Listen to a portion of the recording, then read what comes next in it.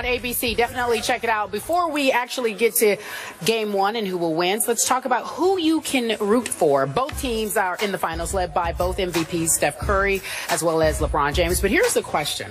We really want to know who is easier to root for personally.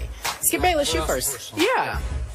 Stephen A. Smith, look, Steph Curry is far easier for me personally to root for. And I don't want to disrespect LeBron James here as a critic of LeBron's. Right. I want to say that over time, LeBron James has proven to be a good guy and a good man and a good husband and good father as far as I know, and a great spokesman on social and racial issues. I think he's done a great job of coaching and teaching this team this year. But I said before that draft that I would have taken Steph #1 overall over Blake Griffin. And what this young man has accomplished after being ignored as a high school senior by all the major college basketball teams is just astounding to me. That's why he's so easy to root for. And if you don't mind, I'm going to quote your favorite player on the Warriors, Andrew Bogut, one more time. He's getting a lot of airtime. He is. Today Hey, on the Andrew. show. This is a quote in yesterday's USA Today that sums up my feelings about Steph Curry, and this is from Andrew Bogut. He said, I think people relate to him a little bit more because he's not an overly strong or athletic guy. He's very skilled, so I think the average Joe probably relates to Steph a little better. And he's exactly the same as he was before he obviously got famous. It hasn't gotten to his head. And I think that's a big reason why he's successful and why we are successful. That sums up my feelings about why it's so much easier for me to root for Steph over a LeBron James. Your thoughts? First of all, Andrew Bogut makes a good point. You know, my criticism of Andrew Bogut was based on his years of availability. I certainly haven't had that to say this year, and I never called him a scrub. So, you know, he's a bit sensitive at times, and that's his business. But he deserves respect, and I respect what he had to say. As it pertains to Steph Curry, the individual, I do think that he's easier to root for, because when you think about him, what my relatable experience is what Allen Iverson was like for a lot of people out there. It wasn't just that he was great. He was 6'1", you know, 160. So you looked at him, and even though you marveled at his skills, he wasn't some superhuman being. You know, he was just somebody that had incredible skill, but you could relate to him. You walked in the street, he didn't tower above you. You could look him eye to eye. You know, he was 6 feet, 160. You like, I weigh more than him. You know, I'm about his height, you know, that kind of stuff. So it gave you a level of hope that maybe you too can be something like that someday if you work hard at it, etc., etc. But I still, in this particular case, as it pertains to this specific question, would say LeBron James, because it's not about LeBron James when you talk about rooting for LeBron James.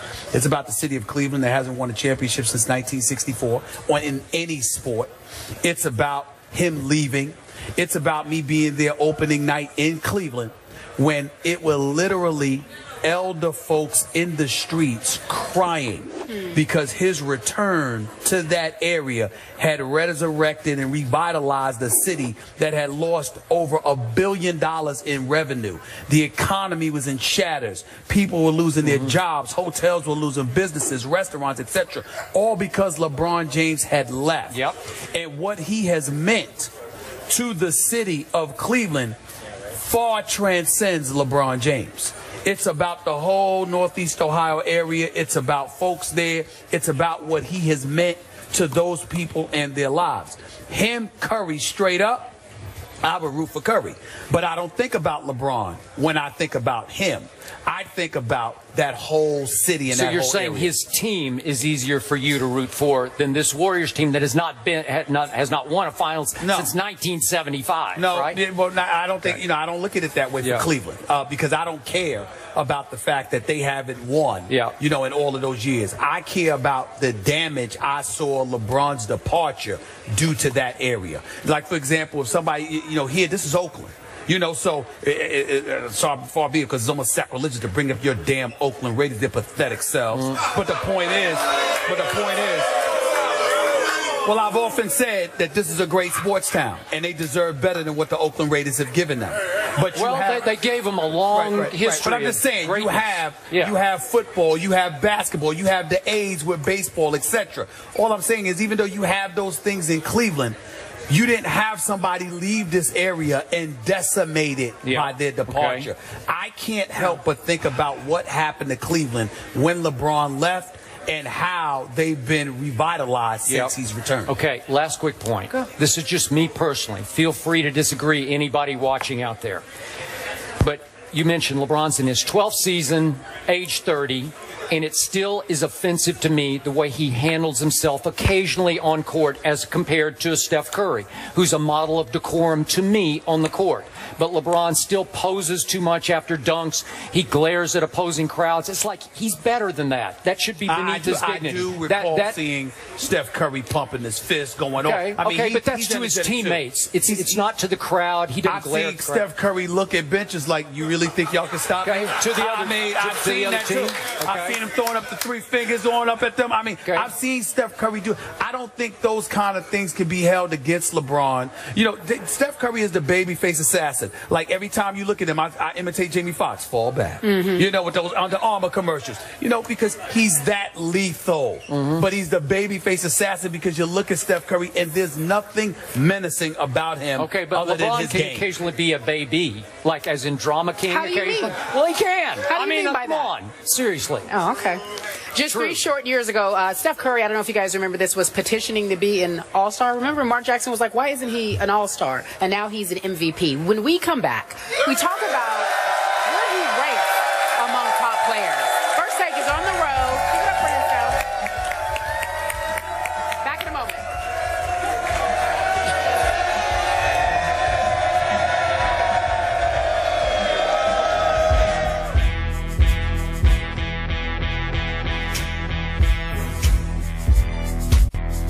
ESPN First Take is presented by Bass Pro Shops. Your adventure starts here.